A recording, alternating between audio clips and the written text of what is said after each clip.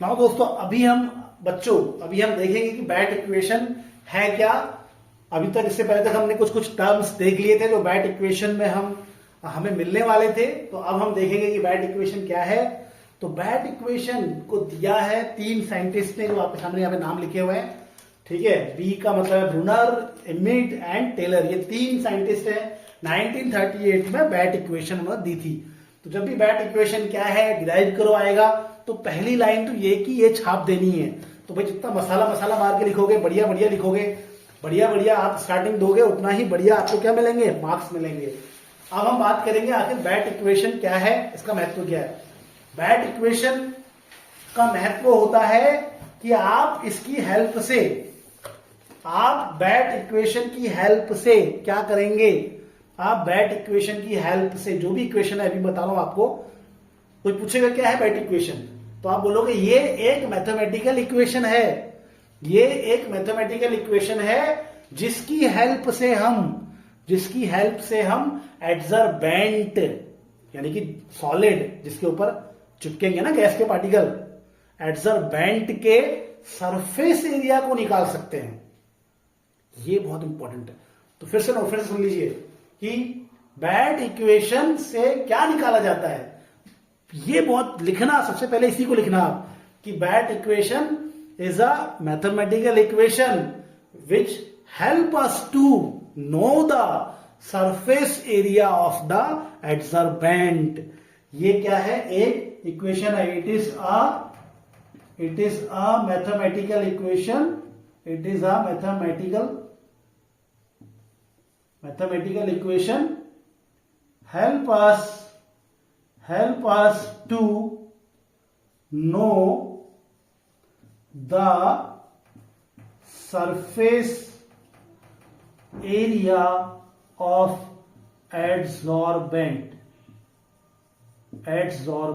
surface area of adsorbent, थोड़ा गलत हो गया, एब्सॉर्बेंट हो गया, सॉरी, सरफेस एरिया ऑफ एडसॉर्बेंट। ठीक है, तो भाई इसको आप बिल्कुल अच्छे से याद करेंगे कि it is given by BET, Brunauer, Emmett and Teller. Okay हो गया। ठीक है, इसका महत्व क्या है, ये हमें क्या निकालने में हेल्प करती है। ये हमें जो एडसॉर्बेंट होता है यानी कि जो सॉलिड है जिसके सरफेस में गैस चिपकने वाली है, गैस एड्सॉर्ब होने वाली है, जिसके सरफेस में गैस एक्यूमुलेट होने वाली है, इसका जो सरफेस एरिया है उसको निकालने में यह हेल्प करता है। ठीक है, ये हमें सरफेस एरिया ऑफ एडसॉर्बेंट निकालने में क्या करेगा, हेल्प करेगा। तो इतना नोट कर लीजिए, ये बहुत इंपॉर्टेंट है, इसको नोट कर लेना है। अब ये इक्वेशन है क्या, ठीक है, उसको मैं आपको नोट करा रहा हूं। द इक्वेशन इज, तो इतना नोट कर लेंगे, इसको मिटा लेंगे हम। ठीक है, तो ये इक्वेशन आखिर है क्या, इसको मैं आपको बताने वाला हूं। तो द बैट इक्वेशन इज, अभी ये इक्वेशन को रटना है, फिर ये इक्वेशन आई कहां से, इसको आगे सीखेंगे, अभी थोड़ी देर में सीखेंगे। अभी आप इक्वेशन किसने दी, इक्वेशन का महत्व क्या है। इक्वेशन का महत्व है कि एडसॉर्बेंट का सरफेस एरिया हम क्या कर सकते हैं, फाइंड आउट कर सकते हैं। यानी कि जो ठोस है उसका सतही जो क्षेत्रफल है उसको पता करने का ये एक तरीका है, ये एक इक्वेशन है। एडसॉर्बेंट का सरफेस एरिया मालूम चलेगा तो बच्चों बहुत सारे काम हो सकते हैं, क्योंकि सरफेस एरिया, क्योंकि जो सॉलिड है वो अपने सरफेस के ऊपर चीजों को चिपकाता है और रिएक्शन करवाता है। वो एक कैटलिस्ट की तरह काम करता है और कैटलिस्ट का सरफेस एरिया जानना हमें बहुत जरूरी होता है, क्योंकि जिस कैटलिस्ट का सरफेस एरिया ज्यादा होता है वो एक बेहतर तरीके से काम कर पाता है। अगर कोई सॉलिड है वो अपने सरफेस में रिएक्टेंट को एड्सॉर्ब करवा रहा है, कोई सॉलिड है वो अपने सरफेस में रिएक्टेंट को एड्सॉर्ब करवा रहा है, रिएक्टेंट रिएक्शन करते हैं फिर वो सरफेस को छोड़ देते हैं, तो यार ये इसका सरफेस एरिया जितना ज्यादा होगा उतना ही ज्यादा एड्सॉर्प्शन होगा और उतना ही ज्यादा रिएक्शन अच्छी होगी, ये उतना ही बेहतर कैटलिस्ट होगा। तो कैटालिटिक पावर को जानने के लिए भी हमें सरफेस एरिया जानना बहुत जरूरी है। और सरफेस एरिया कैसे मालूम चलेगा, सरफेस एरिया हमें बैट इक्वेशन से मालूम चलेगा। अभी बैट इक्वेशन से सरफेस एरिया कैसे निकलता है वो भी देखेंगे हम। तो बैट इक्वेशन है क्या असल में? तो बैट इक्वेशन को कैसे याद करना है? P upon P not minus P, ऐसे करके पहले याद करेंगे। P upon P not minus P equal to 1 upon C plus C minus 1 upon C, फिर P upon P not, P upon P not. ठीक है, अब इसको आप याद कर लीजिए, फिर से याद कर लीजिए। P upon P not minus P, 1 upon C, C minus 1 upon सी।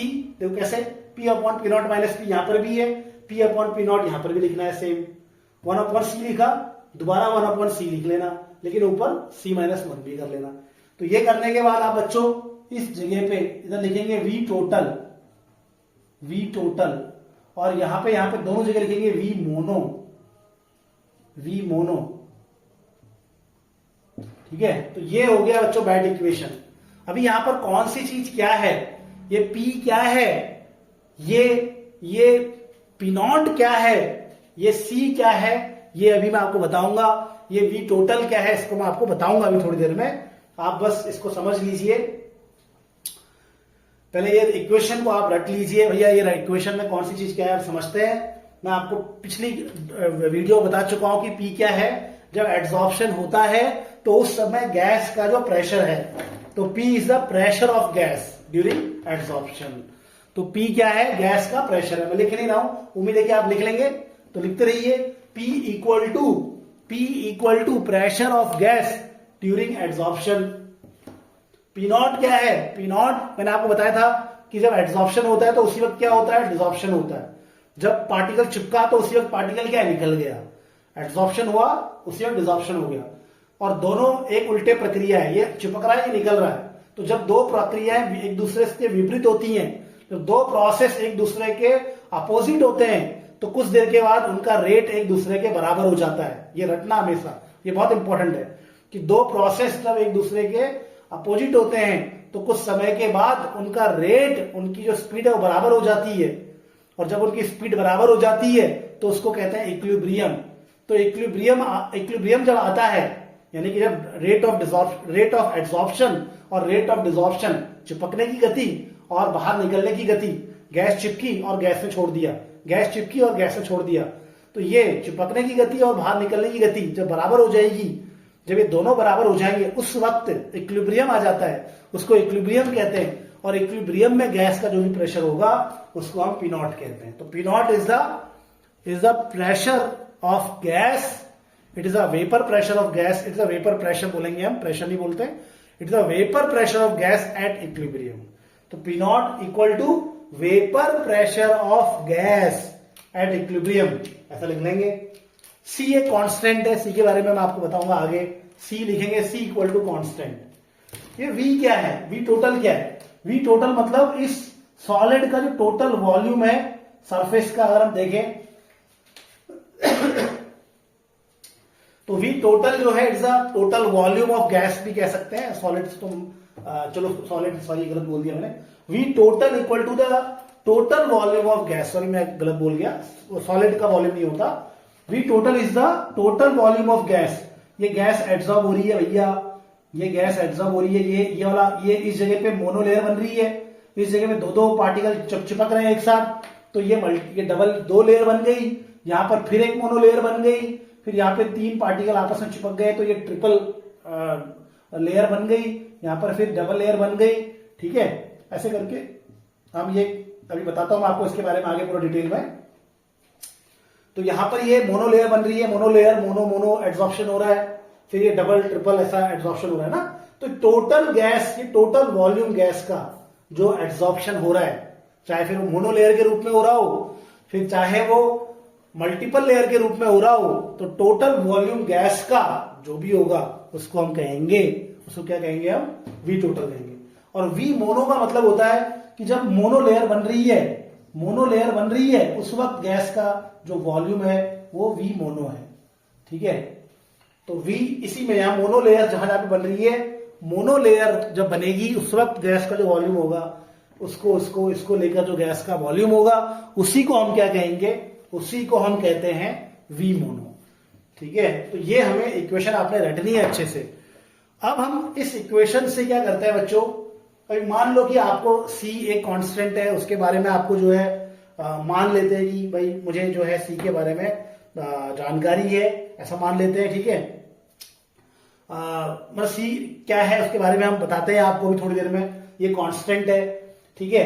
तो हम इस इक्वेशन को हम मान लेते हैं डिराइव करना हम सीख चुके हैं, इस इक्वेशन को हम डिराइव करना सीख चुके हैं, ऐसा मान लेते हैं। अभी सीखा नहीं, अभी सीखेंगे आगे। अब इस इक्वेशन का महत्व क्या है? इस इक्वेशन का महत्व ये है कि इस इक्वेशन की हेल्प से, ये बैट इक्वेशन है, और इस इक्वेशन का महत्व क्या है? इस इक्वेशन का महत्व ये है कि इस इक्वेशन की हेल्प से आप क्या निकाल सकते हो? इस इक्वेशन की हेल्प से आप क्या निकाल सकते हो? सरफेस एरिया निकाल सकते हो। जो आपका सॉलिड है, जिसके ऊपर एब्जॉर्प्शन हो रहा है, जिसके ऊपर गैस चिपक रही है, वो जो सॉलिड है उसका क्या निकाल सकते हो आप? सरफेस एरिया निकाल सकते हो। अब आप बोलोगे यार यहां तो कहीं सरफेस एरिया दिख ही नहीं रहा है, इस इक्वेशन में तो मुझे कहीं पर भी सरफेस एरिया नहीं दिख रहा है, तो फिर मैं सरफेस एरिया कैसे निकालूंगा? वो मैं आपको अभी बताता हूं, ठीक है। लेकिन मुझे उम्मीद है कि आप समझ चुके होंगे यहां पे कौन सी चीज क्या है। फिर से समझ लेते हैं। पी क्या है? जब एड्सॉर्प्शन हो रहा है, जब एड्सॉर्प्शन हो रहा है उस वक्त गैस का क्या प्रेशर है, वो पी है। पी नॉट क्या है? एड्सॉर्प्शन के साथ साथ क्या होता है? एड्सॉर्प्शन के साथ साथ क्या होता है? डिसॉर्प्शन होता है। चिपक रहा है, निकल रहा है। तो जब दोनों रेट बराबर हो जाएंगी, जब इक्विलिब्रियम आ जाएगा, तब जो आपका इक्विलिब्रियम, जो आपका प्रेशर होगा गैस का, वो है पी नॉट। सी क्या है? सी एक कांस्टेंट है, सी एक कांस्टेंट है। वी टोटल क्या है? वी टोटल यानी कि जितनी भी गैस जमा हो गई है, ये चिपका, ये चिपका, ये चिपका, उसके ऊपर और चिपका, उसके ऊपर और चिपका। याद रखना कि बैट इक्वेशन मल्टी लेयर के हिसाब से काम करती है। मतलब बैट मानते हैं ये लोग कि मल्टी लेयर एब्जॉर्प्शन हो रहा है। वो हम आगे डिस्कस, एजम्पशन में डिस्कस करेंगे उस चीज को, ठीक है। तो ये टोटल वॉल्यूम है वी टोटल, और वी मोनो क्या है? जो भी मोनो लेयर बन रही है उस मोनो लेयर में जो वॉल्यूम है उसको हम वी मोनो कहते हैं। अब मैंने आपको बताया कि ये इक्वेशन का महत्व है कि सरफेस एरिया मुझे निकाल के देती है। इस इक्वेशन से हम सरफेस एरिया निकालते हैं किसका? इस इक्वेशन सरफेस एरिया निकालते हैं हम एडजॉर्बेंट का, यानी कि जिसके ऊपर चिपक रही है चीजें, इसका सरफेस एरिया निकालते हैं, ठीक है। तो कैसे निकाल लेते हैं? वो बहुत ही आसान है।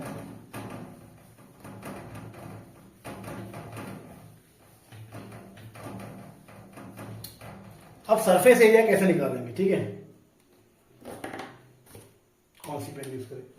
तो इसी उस क्वेश्चन में आगे लिखेंगे to know the surface area of adsorbent, to know the surface area of adsorbent, we should draw a graph. We should draw a graph. हम ग्राफ बनाएंगे, किस किस के बीच में बनाएंगे? अगर आपने अभी भी इक्वेशन लिखी होगी, नहीं लिखी है तो फिर से रिवाइज करो। P upon P not minus P, 1 upon C, फिर से 1 अपॉन सी, और यहां पर same P upon P not, और यहां पे C माइनस 1, ठीक है। अगर आपने इक्वेशन लिखी है तो ऐसी इक्वेशन लिखी होगी। यहां पर V टोटल लिखेंगे हम, और ये दोनों जगहों पे V मोनो लिखेंगे। V मोनो आगे लिख लो, पीछे लिख लो, कोई फर्क नहीं पड़ता। V मोनो लिख लेना। अब हम जो है ग्राफ ड्रॉ करेंगे बच्चों, किस किस के बीच में? हम ग्राफ ड्रॉ करेंगे इसके बीच में और इसके बीच में ग्राफ ड्रॉ करते हैं, ठीक है। हम दोनों के इसके बीच में y equal to C plus M X वाली equation, y equal to C plus M X वाली इक्वेशन है ये। अगर आपको नहीं आती, थोड़ा अगर आपको याद नहीं, ध्यान नहीं है, तो मैं आपको बता देता हूं ग्राफ कैसा बनेगा। ग्राफ याद कर लेना। तो we should draw a graph between P upon P not minus P V total versus, इसके बीच में ग्राफ ड्रॉ करेंगे P अपॉन पी नॉट, इनके बीच में हमने ग्राफ को ड्रॉ करना है। तो ये y हो गया, ये हो गया हमारा c हो गया, प्लस एम एक्स। तो y और x के बीच में ग्राफ ड्रॉ करेंगे। We get the following graph, इसके आगे लिखेंगे नेक्स्ट लाइन से, we should draw a graph between, इसके बीच में इसके बीच में ग्राफ ड्रॉ करना है। एंड वी गेट हमें कौन सा ग्राफ मिलेगा? तो हमें जो ग्राफ मिलता है बच्चों, वो ग्राफ है हमारा इस प्रकार से। तो ग्राफ हमको जो मिलेगा वो ग्राफ हमको मिलेगा इस प्रकार से। हम किसके बीच में खींच रहे हैं, P upon P not minus P V total versus किसके बीच में ग्राफ खींच रहे हैं, P अपॉन P नॉट के बीच में ग्राफ खींच रहे हैं। ठीक है, तो हमारे पास इक्वेशन है, इक्वेशन फिर से याद कर लेते हैं। बार बार इक्वेशन याद करो, बार बार इक्वेशन जितनी बार दोहराओगे उतनी बार याद होगी। इक्वेशन क्या है, P upon P not minus P equal to, मैं भी VT V मोनो कुछ नहीं लिख रहा हूं, ऐसे याद करेंगे, P upon P not minus P equal to 1 upon C plus 1 upon C minus 1 लिख लेंगे यहाँ पे। ठीक है, और यहाँ पे P अपॉन P नॉट, ये देखो P अपॉन P नॉट बार बार लिखना है, P upon P not minus P एक बार हो गया, 1 upon C P upon P not, तो यहाँ पर 1 अपॉन C की जगह पे C माइनस 1 कर देना है। ये आया कहां से, क्यों आया, ये सब समझेंगे आगे भी हम, ये डेरिवेशन करेंगे हम इसका। तो V टोटल, फिर यहाँ V मोनो, फिर यहाँ पर भी V मोनो कर देना। ठीक है, तो इस तरफ V टोटल, उस तरफ V मोनो कर देना है। ओके, अब हम ग्राफ ड्रॉ कर रहे हैं, इसके बीच में ग्राफ ड्रॉ कर रहे हैं, इसके बीच में ग्राफ ड्रॉ कर रहे हैं। ये Y हो गया, ये हमारा इतना पार्ट हमारा C हो गया, इतना पार्ट हमारा M हो गया, ये X हो गया। तो Y equal to C plus MX का जब हम ग्राफ ड्रॉ करते हैं तो ये ग्राफ हमें ऐसा जाता है, ऊपर को जाता है, ये आप रट लीजिए। और ये जहां पर इंटरसेप्ट, जहां पे कट लगता है, जहां पर ये आपको इंटरसेक्ट करता है, ये जो आपका इंटरसेक्शन है, ये हमारा किसके इक्वल होता है, इस कांस्टेंट के इक्वल होता है, यानी कि 1 अपॉन C V मोनो के इक्वल हो जाएगा, है ना। और ये जो आपका स्लोप की वैल्यू होती है, स्लोप की वैल्यू, जो स्लोप है आपका, ये वाला जो स्लोप है, इस स्लोप की वैल्यू, ये स्लोप की वैल्यू किसके इक्वल होगी, स्लोप की वैल्यू इक्वल होगी आपके m के इक्वल होगी, और m कितना है, C minus 1 upon C V mono हो जाएगा। ठीक है, तो हमने ग्राफ ड्रॉ किया, इसके बीच में, इसके आप लिखेंगे कि हमने बैट इक्वेशन में ग्राफ ड्रॉ किया इसके बीच में और P अपॉन P नॉट के बीच में, और हमें इस प्रकार का ग्राफ मिला। इस ग्राफ में हमें जो इंटरसेप्ट मिलता है, हमें जो इंटरसेप्ट मिलता है, ये इंटरसेप्ट, ये कट जहां पे लगा है, ये जो हमें इंटरसेप्ट मिलता है, इंटरसेक्शन जहां पे होता है, इंटरसेप्ट जो मिलता है उसकी वैल्यू इस C के बराबर है, नोट कर लेंगे। और जो स्लोप है उसकी वैल्यू इस M के बराबर है, नोट कर लेंगे। अब बोलेंगे आप, नेक्स्ट टाइम लिखेंगे, नाउ ऐड। अब आपने क्या ऐड करना है, नाउ ऐड, अब आपने ऐड करना है, क्या ऐड करना है, इंटरसेक्शन विद स्लोप। इन दोनों की वैल्यू को आपस में आपने ये करना है, प्लस करना है। अब इन दोनों को प्लस करेंगे, देखो इंटरसेक्शन की जो भी वैल्यू होगी प्लस स्लोप की जो भी वैल्यू होगी, इनको क्या करेंगे, प्लस कर लेंगे। तो इंटरसेक्शन और ये जितना भी मान होगा वो, और ये मान जितना भी होगा उसको प्लस करेंगे। अब इस तरफ देखते हैं, तो इंटरसेक्शन किसके बराबर है, 1 अपॉन C V मोनो के बराबर है, और स्लोप किसके बराबर है, C minus V upon C V mono के बराबर है। ठीक है, अब इसको आप प्लस कीजिए तो आप क्या पाएंगे, देखेंगे, छोटी सी मैथ लगाएंगे। ये तो भैया आपका नीचे सेम हो गया, तो C V मोनो हम लिखेंगे ऐसे ही, और ऊपर क्या जाएगा, 1 प्लस C माइनस 1, तो -1 से +1 क्या हो जाएगा, कैंसिल हो जाएगा। तो क्या बच जाएगा, C अपॉन C मोनो बच जाएगा। इससे हम C से C कैंसिल हो गया, तो 1 अपॉन मोनो, तो 1 अपॉन मोनो की वैल्यू किसके इक्वल होगी, 1 अपॉन मोनो की वैल्यू स्लोप प्लस इंटरसेक्शन के इक्वल हो जाएगी। अब आपको क्या हो गया, अब आपको V मोनो, यानी कि जो लेयर बन रही है, जो मोनो लेयर बन रही है, जो सिंगल लेयर बन रही है, पार्टिकल्स जब सॉलिड सरफेस पे चिपक रहे हैं, एक एक करके चिपक रहे हैं, तो वो जो लेयर बन रही है उसका वॉल्यूम आपके सामने आ जाएगा ना, क्योंकि आपको इंटरसेक्शन का वैल्यू मालूम है, आपको स्लोप का वैल्यू मालूम है। तो आपको जब इंटरसेक्शन का वैल्यू मालूम है, आपको स्लोप का वैल्यू मालूम है, तो आप दोनों को प्लस करके क्या निकाल सकते हैं, यहां से V मोनो निकाल सकते हैं। नाउ आप आगे लिखेंगे, नाउ नेक्स्ट लाइन से, नाउ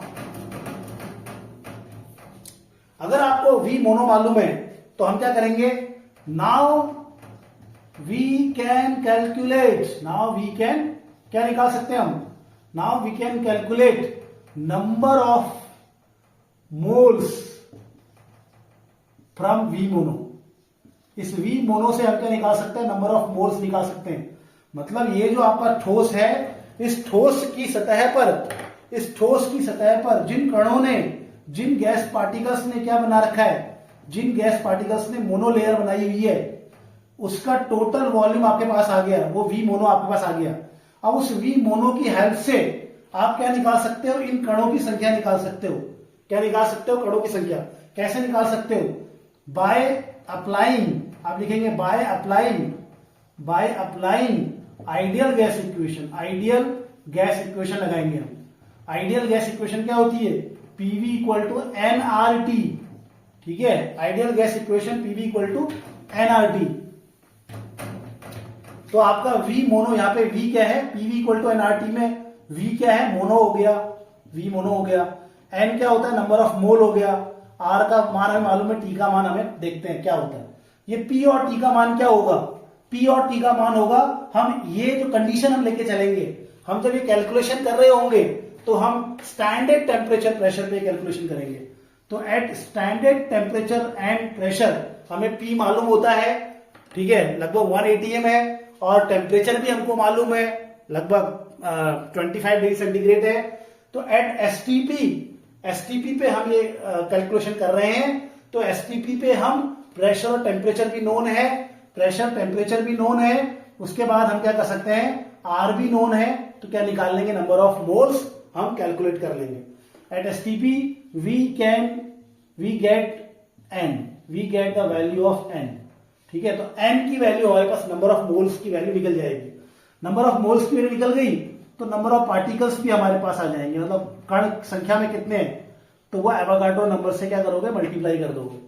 तो नंबर ऑफ मोल्स अगर आपको मालूम है तो आप उनको किससे, एवोगाड्रो संख्या से मल्टीप्लाई करोगे, तो कुल कितने कण है वो आप मालूम आपको चल जाएगा, कितने कण है वो आपको मालूम चल जाएगा। तो यहां पर हमारे पास इतने कण होंगे। अब समझ लो, अब देखो, तो आपको मालूम चल गई कितने कण है ना, आपको मालूम चल गया कि यहां पे कितने कण है, मालूम चल गया। अब if the cross section area sigma of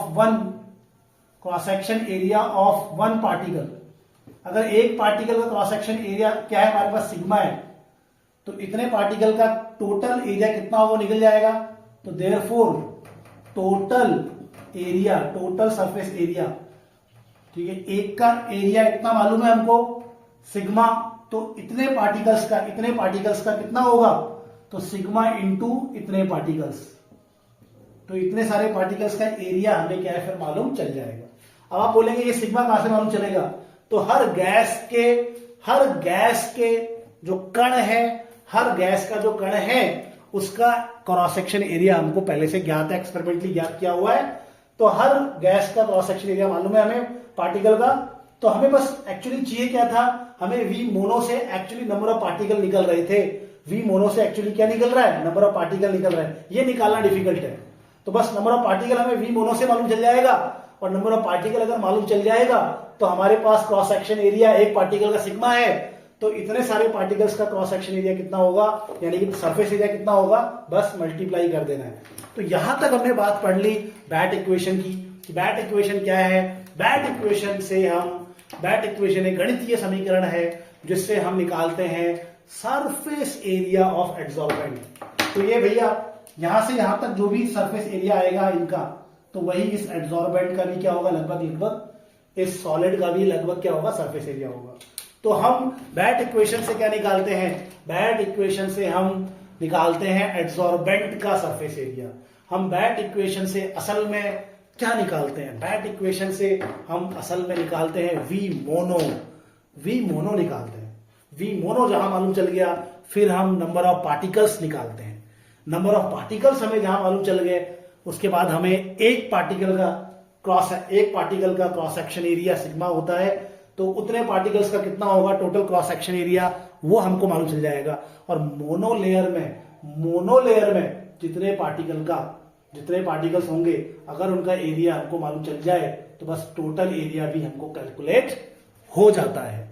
अब हम अगली क्लास में देखेंगे कि हम कैसे डिराइव करेंगे इस इक्वेशन को, और इस इक्वेशन को डिराइव करते वक्त हम क्या क्या चीजें मानेंगे, क्या क्या एजम्पशन होंगे, ये सारी चीजों को हम कल देखेंगे, अगली क्लास देखेंगे। Thank you very much.